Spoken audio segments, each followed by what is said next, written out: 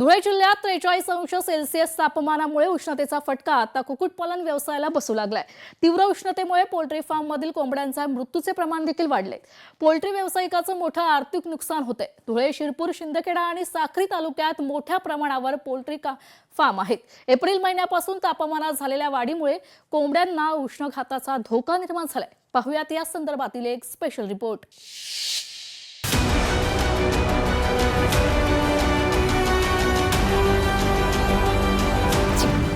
वाढत्या उष्णतेमुळे कुक्कुटपालन व्यवसाय धोक्यात। उष्णतेने कोंबड्यांच्या मृत्यूचं प्रमाण वाढलं।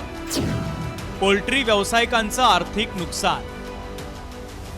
वाढत्या उन्हाचा फटका माणसांसह पशुपक्ष्यांनाही बसलाय। उन्हाचा दाह वाढल्यानं अनेक ठिकाणी पशुपक्ष्यांना सांभाळणं शेतकऱ्यांना अशक्य होत आहे। उष्णतेपासून कोंबड्यांचं संरक्षण करण्यासाठी व्यावसायिकांकडून विविध उपाययोजना केल्या जात आहेत।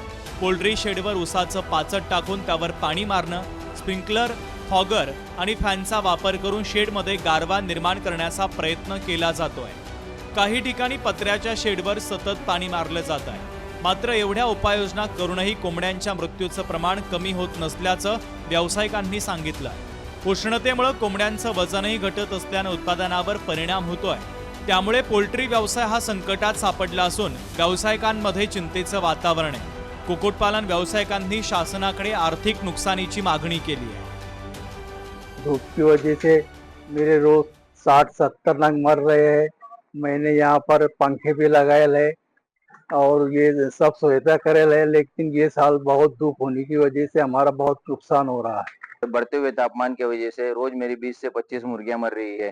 इससे बचने के लिए, मुर्गियों को बढ़ते हुए तापमान से बचाने के लिए मैंने बहुत से उपाय अपने फार्म में लगाए हैं। जैसे ग्रीन नेट लगाया हुआ है, फॉगर लगाया हुआ है, शेड के ऊपर स्प्रिंकलर लगाए हुए हैं और फैन भी लगाया हुआ है। फिर भी इसका कोई असर नहीं हो रहा है और रोज की मेरी 20 से 25 मुर्गियां मर रही है। इससे मुझे काफी नुकसान हो रहा है। मेरी केजीएन की दुकान है चिकन की। मैं मुर्गी काटता हूँ, रोज 50-60 नग काटता हूँ। मेरा इतना कभी नुकसान हुआ नहीं। ये बारी को तापमान की वजह से इतना नुकसान हो रहा है। 5, 6, 10 मुर्गी रोज मर रही है। ये इतना तापमान की वजह से मैं रोज सेवा कर रहा हूँ, गाड़ी में ले जा रहा, गाड़ी में ला रहा, फिर भी मेरी मुर्गी मर रही है। अशा नैसर्गिक आपत्तीचा छोट्या व्यावसायिकांना मोठा फटका बसतोय।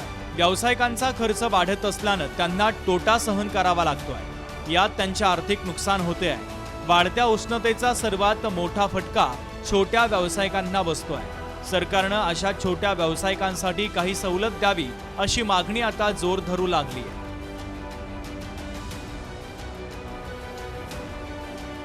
ईश्वर बोरसे, लोकशाही मराठी, धुळे।